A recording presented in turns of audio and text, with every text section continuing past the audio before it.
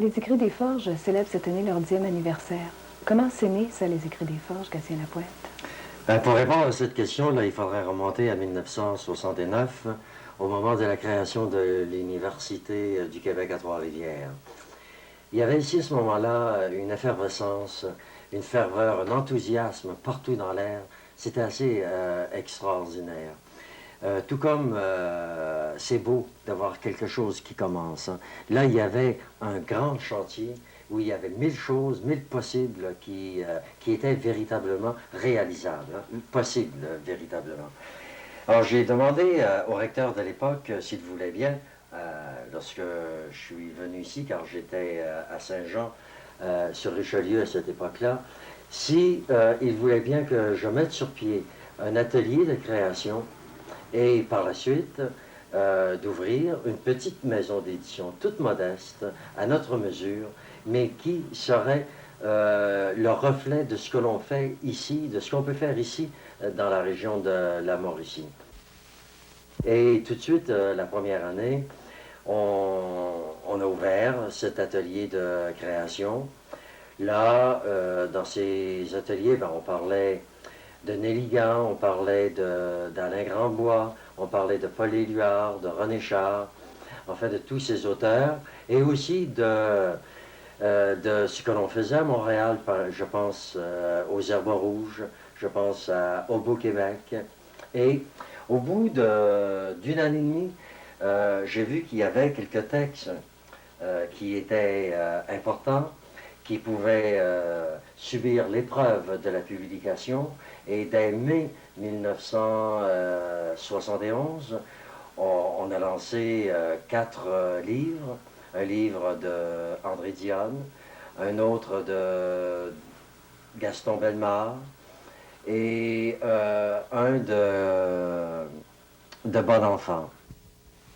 Et là, ça a été la découverte à la suite de ces auteurs que je mentionnais tout à l'heure du tout début de l'atelier de création.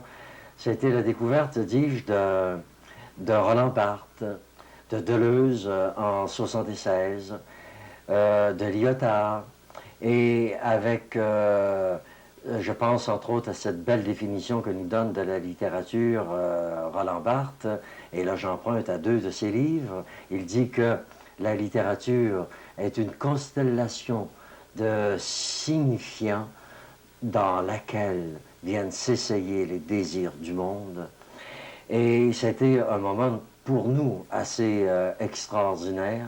Et là, cette troisième fournée, qui était composée de Yves Boisvert, de Bernard Posier, de Denis Saint-Yves, et bien tous ces gens-là, je dirais Boisvert en tête, qui était toujours neuf chaque jour d'une nouvelle découverte, d'une nouvelle trouvaille, ils ont commencé à mettre sur pied ce livre très important que les Écrits des Forges ont commencé de publier, je veux dire, Tilt. Et ce livre, je dirais que les Écrits des Forges n'auraient publié que ce texte-là. Livre en 7 chapitres, dont le 5e est assez connu à travers le Québec, puisqu'il est, à mon avis, une espèce de refus global numéro 2, qui est une œuvre très importante sur le plan de la modernité.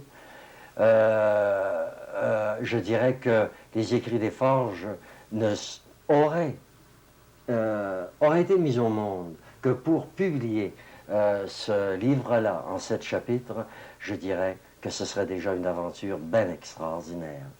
Et j'aimerais répéter ce que j'écrivais dans le numéro 9-10 d'Estuaire en 1978, cette phrase qui termine cette historique des Forges.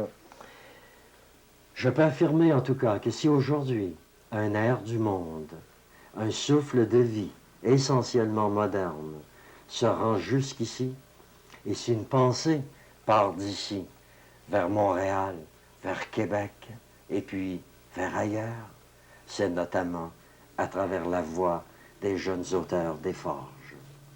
Et pour moi, d'avoir mis au monde, d'avoir mis sur pied cette